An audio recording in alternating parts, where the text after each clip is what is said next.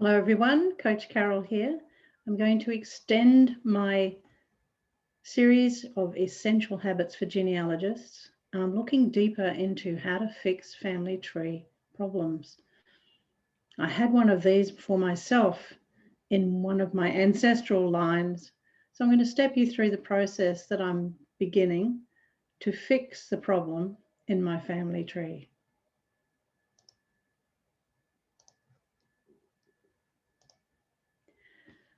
I decided, on advice from a very good friend and genealogist, to redo a tree to sort out my cutting line.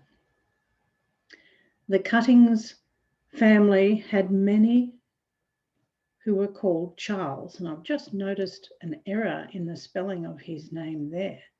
So I'd better fix that while I'm here. And I'm over here in Find My Past.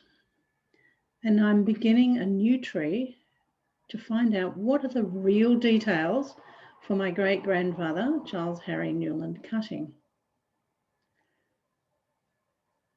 In my book, where I've recorded the data for my family tree, I'm pretty sure he was born in 1878. So I thought I will do a little more researching.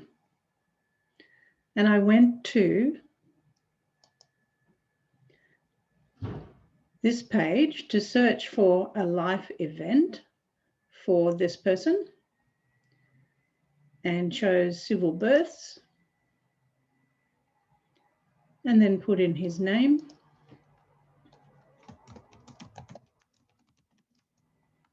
I'm putting in all of his first names just to be sure, and you'll see what's happening with the search engine. It's whittling it down to 2 results, and I can view those.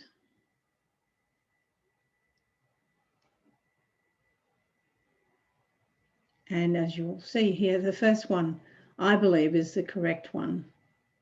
So I delved a little deeper into that particular record to get the transcript, because I was interested to know what was the name of his mother, her maiden name. And it says here that his mother's maiden name was Newland, which is what I was hoping for. So I'm pretty sure that this is the right record for my great-grandfather. And I noted now the district and the volume and page number, because what I now need to do is to go forward and search for or request the birth certificate for Charles Harry. So to do that, you can go to order the certificate here to get it from the General Register Office, which you can see just here.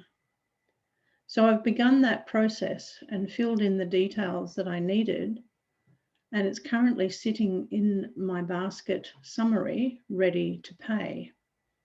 In filling in the details, I needed to know the name, what type of certificate, how many, and how I wanted it delivered. And in this case, it will be an upload of a PDF document, which ends up to be quite a bit cheaper to purchase than the printed transcript.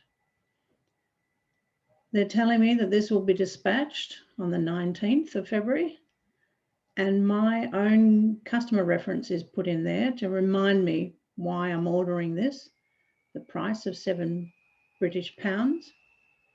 And underneath is the detail that the system, the General Register Office, needs to know in order to get the right transcript. So the year 1878, the quarter, March, or January through to March, the district, Kingston, the volume, 2A, and the page, 319. Now, I wasn't sure about the quarter, so I had to quickly go back to the transcript here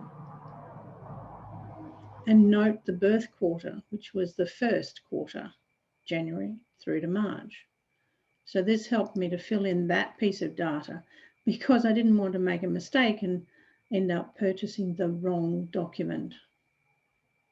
So it's been a very useful process for me to begin this new tree for Charles Harry, and I'll be back later with my update to show you how far I've been able to go. If you're looking for ways of fixing your family tree, you might consider this process. Start a new tree. If you've got a subscription to one of the online services, such as Find My Past, you can have several trees in there. Why not start a new one for a specific line to unravel some of those mysteries about your ancestors? This is Coach Carol signing out. I'll be back again later with more essential habits for genealogists.